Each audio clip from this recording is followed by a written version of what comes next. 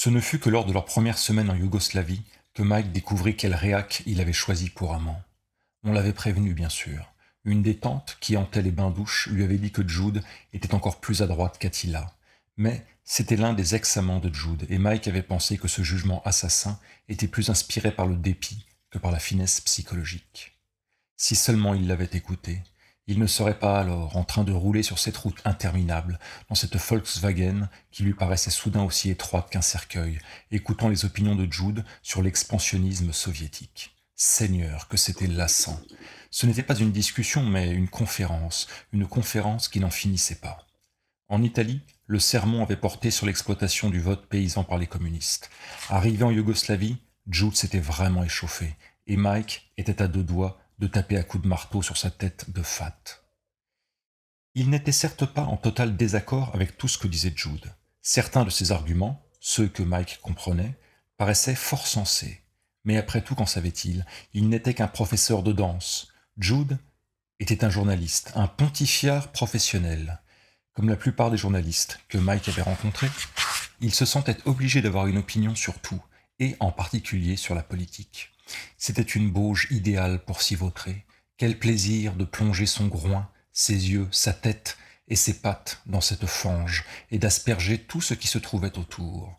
C'était un sujet inépuisable, une pâtée qui contenait tous les ingrédients possibles et imaginables, car tout, selon Jude, était politique.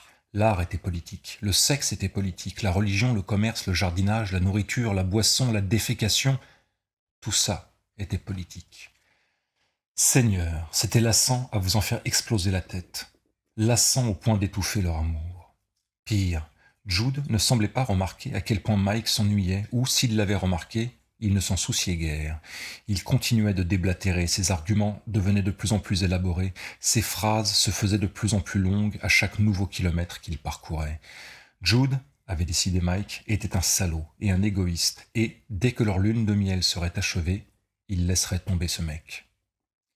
Ce ne fut que lors de leur voyage, ce périple sans but et sans fin à travers les nécropoles de la culture européenne, que Jude se rendit compte à quel point Mike était naïf en matière de politique. Ce mec ne montrait que peu d'intérêt pour les conditions économiques et politiques des pays qu'il traversait. Il avait fait montre d'une totale indifférence et apprenait les faits saillants de la situation italienne, et il avait bâillé, oui bâillé, lorsque Jude avait essayé, sans succès, de débattre de la menace que les Russes représentaient pour la paix mondiale. Il devait bien reconnaître l'amère vérité. Mike n'était qu'une tante. Il n'y avait pas d'autre mot pour le qualifier. D'accord, il ne minaudait pas et ne portait pas de bijoux trop voyants, mais c'était néanmoins une tante, toute heureuse de se vautrer dans un monde artificiel, peuplé de fresques de la Renaissance et d'icônes yougoslaves. Les complexités, les contradictions et même les supplices qui avaient fait prospérer et décliner les cultures ne faisaient que le lasser. Son esprit n'était pas plus complexe que sa beauté. C'était un moins que rien, bien pomponné. Tu parles d'une lune de miel? La route, qui allait de Belgrade à Novi Pazar, était en bon état selon les critères yougoslaves. Il y avait moins de nids de poules que sur la plupart des routes qu'ils avaient empruntées, et elle était relativement droite. La cité de Novi Pazar était située dans la vallée de la Raska, au sud de la ville qui portait le même nom que cette rivière. Ce n'était pas une région particulièrement populaire auprès des touristes. En dépit de l'état de la route, elle était toujours difficile d'accès et manquait de commodités satisfaisantes. Mais Mike était résolu à visiter le monastère de Sopocami, situé à l'ouest de la ville, et après une discussion aigre-douce, il l'avait emporté. Le voyage s'était révélé sinistre. De chaque côté de la route, les champs cultivés avaient l'air desséchés et poussiéreux. L'été s'était montré exceptionnellement torride et la sécheresse affectait la plupart des villages. Les récoltes avaient été perdues et il avait fallu massacrer le bétail pour l'empêcher de périr de malnutrition. Il y avait un air défait sur les quelques visages qu'ils apercevaient au bord de la route. Même les enfants avaient des expressions amères, le front aussi lourd que la chaleur sèche qui pesait sur la vallée. À présent, ayant jeté carte sur table lors de leur dispute de Belgrade, ils roulaient en silence. Mais cette route toute droite, comme la plupart des routes de ce type, invitait à la querelle. Quand la conduite ne posait pas de problème, l'esprit cherchait désespérément quelque chose pour l'occuper. Que pouvait-on trouver de mieux que le conflit? Pourquoi diable veux-tu aller voir ce foutu monastère demanda Jude. C'était de la provocation, pure et simple. Nous sommes arrivés jusqu'ici. Mike s'efforça de prendre le ton de la conversation. Il n'était pas d'humeur à se quereller. Encore des foutues vierges, hein? Gardant un ton aussi égal que possible, Mike ramassa le guide et lut à haute voix. Et là, on peut encore voir et apprécier certaines des plus grandes œuvres d'art de l'art serbe, notamment ce tableau que la plupart des critiques s'accordent à considérer comme le chef-d'œuvre de l'école de Raska, Le sommeil de la Vierge. Silence. Puis Jude. J'en ai plein le cul des églises. C'est un chef-d'œuvre. Ce sont tous des chefs-d'œuvre, à en croire ce foutu bouquin. Mike sentit son contrôle lui échapper. 2 heures et demie, au plus. Je te l'ai dit, je ne veux plus voir une seule église. L'odeur de ces endroits me rend malade. L'encens fané, la vieille sueur et les vieux mensonges. Allez, ce n'est qu'un petit détour. Ensuite, on pourra rejoindre la route et tu pourras me donner une autre conférence sur les cultures fermières subventionnées. Je ne cherche qu'à avoir une conversation intelligente pour ne pas écouter cette éternelle litanie sur les foutus chefs-d'œuvre de l'art serbe. Arrête la voiture. Quoi? Arrête la voiture. Jude gara la voiture sur le bas-côté et Mike sortit.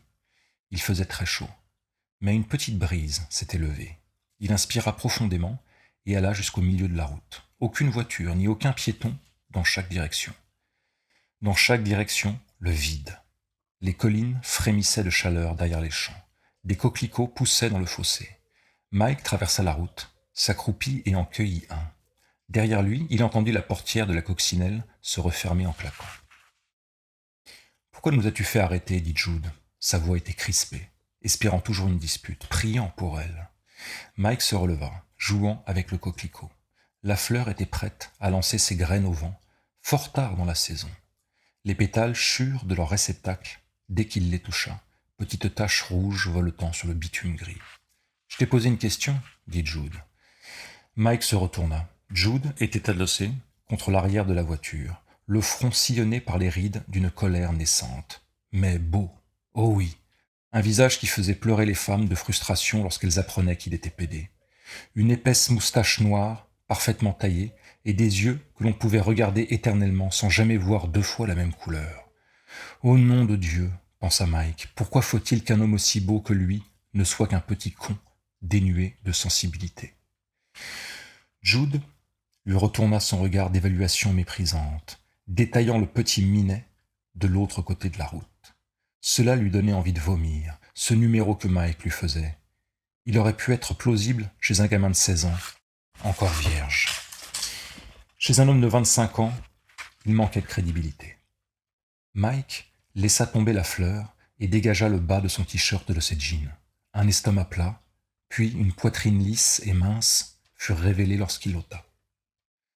Ses cheveux étaient en bataille quand sa tête réapparut, et son visage était orné d'un large sourire. Jude examina son torse, bien dessiné, pas trop de muscles, une vieille cicatrice d'appendicite au-dessus de ses jeans délavés, une chaîne en or discrète, mais accrochant le soleil, reposait au creux de sa gorge. Sans l'avoir voulu, il retourna son sourire à Mike, et une paix incertaine fut conclue entre eux. Mike débouclait sa ceinture. « Tu veux baiser » dit-il, toujours souriant. « Ça ne sert à rien » fut la réponse, qui ne s'adressait pas à cette question. « Quoi donc ? Nous ne sommes pas compatibles. On parie » À présent, il avait ouvert sa braguette, et il se tournait vers le champ de blé qui bordait la route. Jude regarda Mike se frayer un chemin à travers l'océan d'épis. Son dos avait la couleur des grains, et il était presque camouflé par eux. C'était un jeu dangereux, baiser en plein air. On n'était pas à San Francisco. Jude regarda des 2 côtés de la route, toujours vide, et Mike se tournait vers lui, enfoncé dans le champ, se tournait et souriait et agitait les bras comme un nageur soulevé par une écume dorée. Au diable, il n'y avait personne pour les voir, personne pour savoir, rien que les collines, liquéfiées par la chaleur, leurs flancs boisés, recourbés sur la terre, et un chien perdu, assis sur le bord de la route, attendant son maître égaré. Jude suivit le chemin tracé par Mike au milieu du champ, déboutonnant sa chemise tout en marchant. Des souris s'enfuyaient en courant devant lui, se dispersant au milieu des épis à l'approche du géant dont les pas résonnaient comme le tonnerre. Jude vit leur panique et sourit. Il ne leur voulait aucun mal, mais comment aurait-elle pu le savoir? Peut-être avait-il mis fin à une centaine de vies, souris, scarabées, vers, avant d'atteindre l'endroit où Mike s'était étendu, tout nu, sur un lit de blé piétiné, toujours souriant. Ils firent l'amour avec joie, avec force, avec un plaisir partagé. Il y avait une précision aiguë dans leur passion. Chacun sentait l'instant où le plaisir indolent de l'autre se faisait plus urgent, où le désir devenait nécessité. Ils s'étreignirent, membre contre membre, langue contre langue, dans un nœud que seul l'orgasme pouvait défaire, leur dos alternativement gratté et écorché quand ils se roulaient dans le blé en échangeant coups et baisers.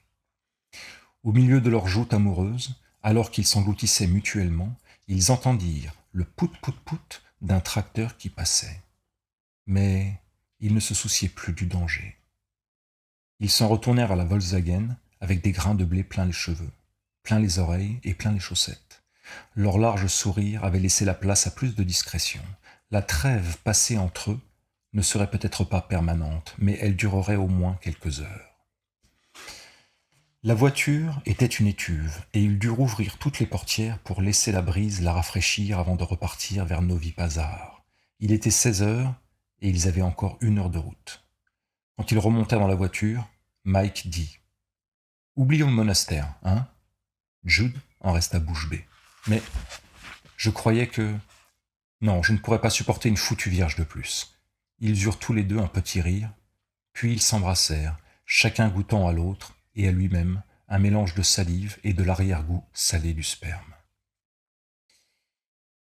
Le lendemain, il faisait beau, mais pas spécialement chaud. Pas de ciel bleu, rien qu'une couche uniforme de nuages blancs. L'air matinal agressait les narines, comme de l'éther ou de la menthe. Václav Jelovsek observait les pigeons sur la grande place de Prépolac, les regardait courtiser la mort et s'envoler à l'approche des véhicules qui passaient à vive allure devant lui. Certains étaient des véhicules militaires, d'autres de simples voitures civiles.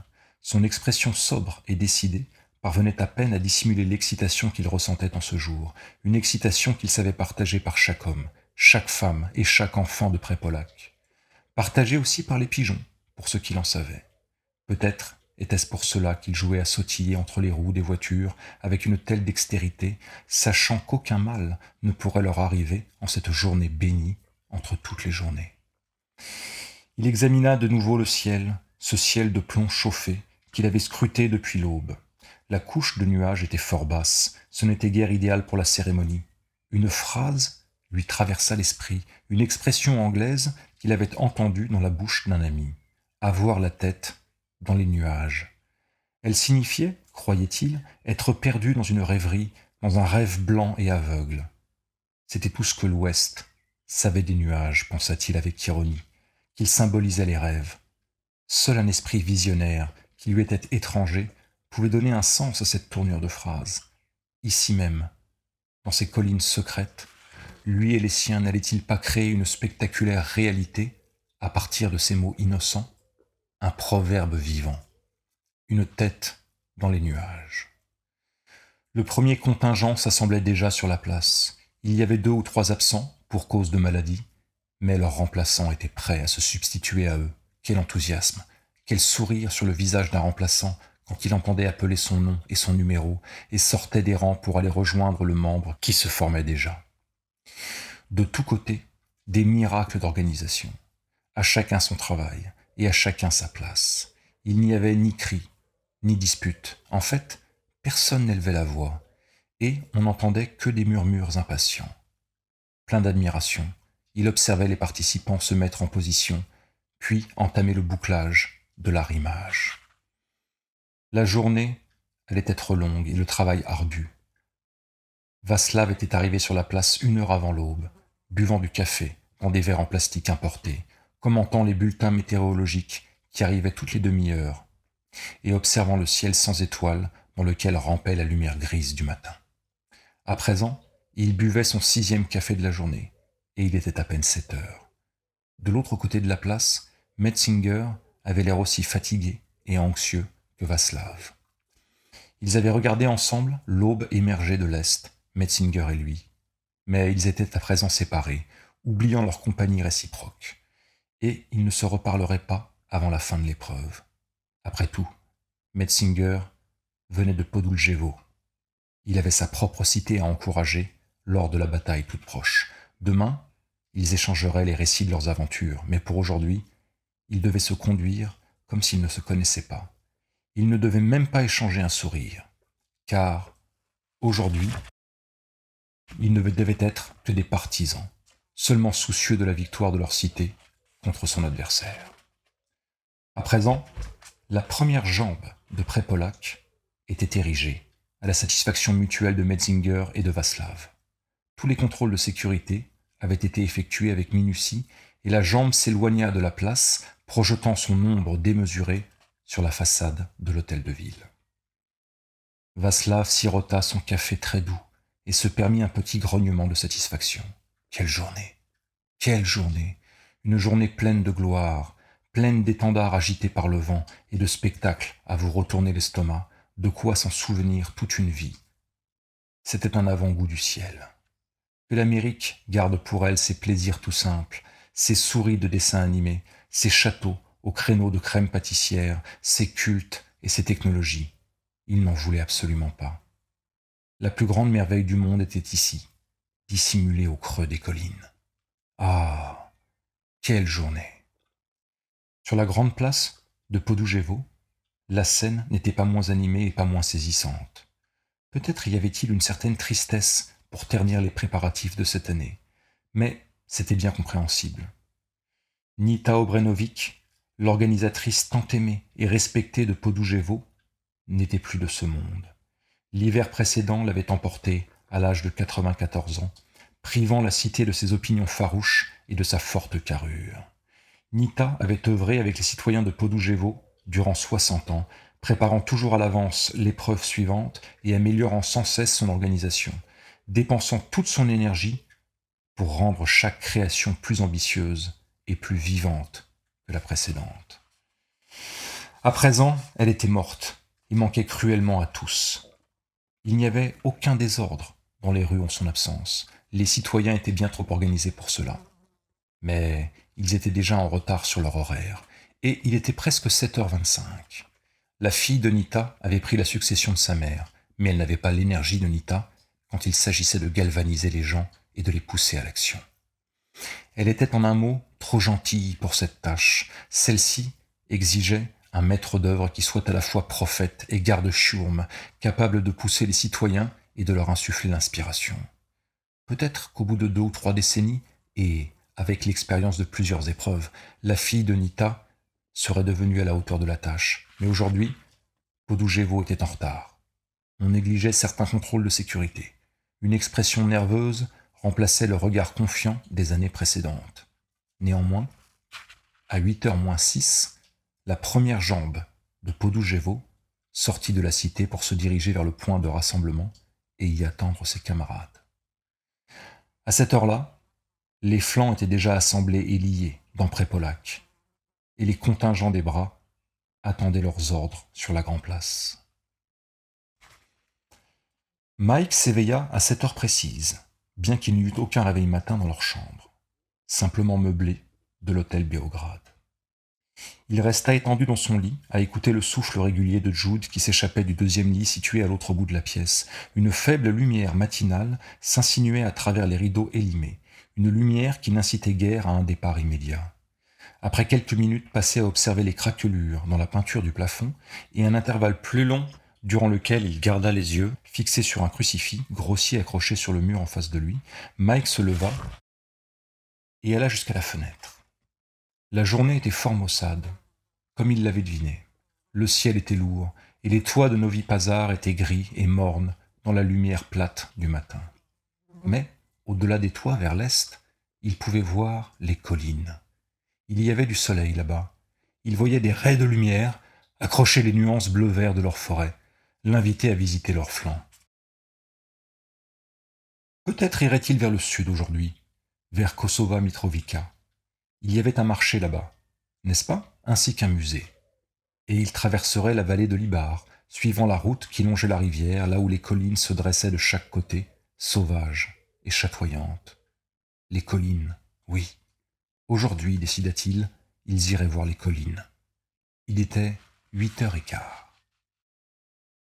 À 9h, le corps de Prépolac et de Podoujevo était en grande partie assemblé. Dans leurs quartiers respectifs, les bras des deux cités étaient prêts et attendaient de rejoindre leurs torses impatients. Václav Jelovsek porta ses mains gantées au-dessus de ses yeux et scruta le ciel. Le plafond de nuages s'était élevé durant l'heure précédente, cela ne faisait aucun doute, et il y avait des trouées dans les nuages à l'ouest, et même parfois quelques éclairs de soleil. La journée ne serait peut-être pas parfaite pour le déroulement de l'épreuve, mais elle serait sûrement adéquate. Mike et Jude dégustèrent un petit déjeuner tardif, composé d'œufs au bacon et de plusieurs tasses d'un excellent café noir. Le temps s'éclaircissait, même à Novi Pazar, et ils établirent un programme ambitieux. Kozovska Mitrovica à midi et peut-être une visite au château de Zvekan durant l'après-midi. Vers 9h30, ils sortaient de Novi Pazar pour prendre la route du sud, qui conduisait jusqu'à Zbrovac, à travers la vallée de l'Ibar. Ce n'était pas une très bonne route, mais les nids de poules et les dodanes ne parvinrent pas à gâcher leur bonne humeur. La route était vide, excepté un piéton occasionnel, et au lieu des champs de blé et de maïs qu'ils avaient traversés la veille, la route était flanquée de collines ondoyantes, dont les flancs étaient couverts d'une forêt sombre et touffue. Mis à part quelques oiseaux, ils n'aperçurent aucun animal. Même leurs rares compagnons de route finirent par disparaître au fil des kilomètres, et les quelques fermes devant lesquelles ils passèrent semblaient condamnées ou abandonnées. Des cochons noirs déambulaient dans les cours, sans aucun enfant pour les nourrir ou pour les surveiller. Du linge flottait au vent sur un étendoir avachi, sans la moindre lavandière en vue. Tout d'abord, ce voyage solitaire à travers les collines les rafraîchit par son manque de contacts humains. Mais, à mesure que la matinée avançait, un certain malaise s'empara d'eux. « Mike, est-ce qu'on n'aurait pas dû voir un panneau indiquant la direction de Mitrovica ?» Il scruta la carte. « Si, peut-être. Peut-être qu'on n'a pas pris la bonne route. S'il y avait eu un panneau, je l'aurais vu. Je crois qu'on devrait essayer de quitter cette route, de se diriger un peu plus vers le sud, de rejoindre la vallée, celle qu'on n'avait pas vue tout à l'heure. Mais comment sort-on de cette foutue route? J'ai vu un ou deux tournants, des pistes. Eh bien, c'est ça ou continuer dans la même direction. » Jude pinça les lèvres. « Tu me files une cigarette ?» demanda-t-il. « Ça fait plusieurs kilomètres qu'on a fini le paquet. » Devant eux, les collines formaient une barrière impénétrable. Il n'y avait aucun signe de vie, aucune mince colonne de fumée, aucun bruit de voix ou de véhicule. « D'accord, dit Jude, on prend le prochain tournant. N'importe quoi vaut mieux que cela. » Ils continuèrent de rouler. La route se détériorait rapidement. Les nids de poules devenaient de véritables cratères. Les dodanes leur donnaient l'impression de rouler sur des corps. Puis, là, un tournant, un vrai tournant. Pas une route nationale, sûrement. En fait, à peine une piste semblable aux autres voies que Jude avait ainsi désignées, mais c'était une occasion d'échapper à la perspective de la route dont ils étaient prisonniers. « Cette expédition est en train de se transformer en authentique safari, » dit Jude, alors que la coccinelle commençait à cahoter le long du misérable chemin. « Où est ton sens de l'aventure? Je l'ai oublié quand j'ai fait mes bagages. » Il commençait à grimper à présent, et la piste se mettait à faire des lacets sur le flanc de la colline. La forêt les engloutit, occultant le ciel, si bien qu'un échiquier mouvant d'ombre et de lumière se mit à danser sur le capot de la voiture. Il y eut soudain un chant d'oiseaux, vide et optimiste, et l'odeur de la résine et de la terre remuée. Un renard traversa la piste devant eux et resta un long moment à observer la voiture peiner en se dirigeant vers lui. Puis, avec l'allure détachée d'un prince sans frayeur, il s'éloigna en flânant au milieu des arbres. Où qu'ils aillent, pensa Mike, c'était bien mieux que la route qu'ils avaient quittée. Bientôt, peut-être, ils s'arrêteraient et marcheraient un peu, à la recherche d'un promontoire, d'où ils pourraient apercevoir la vallée, et même Novi Pazar, niché derrière eux. Les deux hommes étaient encore à 1 heure de route de Prépolac, quand le contingent de la tête quitta enfin la grand-place pour prendre position sur le corps. Son départ laissa la ville complètement désertée. Ni les malades, ni les vieillards n'étaient négligés ce jour-là. On ne pouvait priver personne du spectacle et du triomphe de l'épreuve. Tous les citoyens, les jeunes et les infirmes, les aveugles, les mutilés, les nouveau-nés, les femmes enceintes, tous avaient quitté leur fière cité pour se diriger vers le champ de bataille. La loi voulait que tous participent à la cérémonie. Mais on n'avait nul besoin de la faire respecter. Dans chacune des deux villes, aucun citoyen n'aurait laissé passer la chance de voir un tel spectacle, de faire l'expérience du frisson que dispensait un tel défi. La confrontation devait être totale, cité contre cité. Il en avait toujours été ainsi. Aussi les cités marchaient-elles vers les collines. À midi, ils étaient tous rassemblés, les citoyens de Prépolac et ceux de Produjevo, dans le gouffre secret des collines, dissimulés aux yeux de la civilisation pour livrer leur ancienne et cérémonielle bataille.